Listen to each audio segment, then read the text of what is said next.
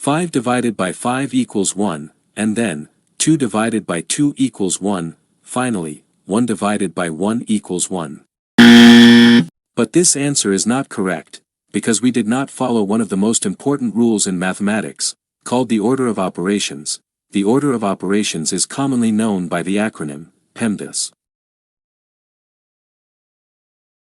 In PEMDAS, P stands for parentheses, E stands for exponents, M stands for multiplication, D stands for division, I stands for addition, and S stands for subtraction. According to PEMDAS, in every mathematical expression, we first solve the parentheses, then the exponents, then multiplication and division, and finally, addition and subtraction.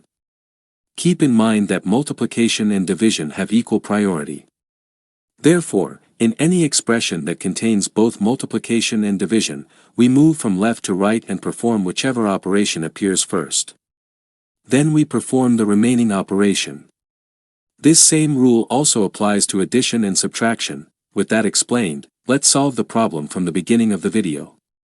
But before we do, please like this video, subscribe to the channel, and if you have any questions, feel free to ask them in the comments. 5 divided by 5, divided by 2, divided by 2. In this expression, there is more than one division, and since divisions have equal priority, we move from left to right and perform the divisions in order. First this division, then this division, and finally this division. 5 divided by 5 equals 1, and the expression becomes 1 divided by 2 divided by 2. Then, 1 divided by 2 equals 1 over 2. Finally, we need to calculate 1 over 2 divided by 2.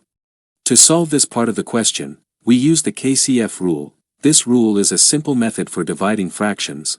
K stands for keep, C stands for change, and F stands for flip. According to this rule, we keep the first fraction as it is, change division to multiplication, and flip the second fraction.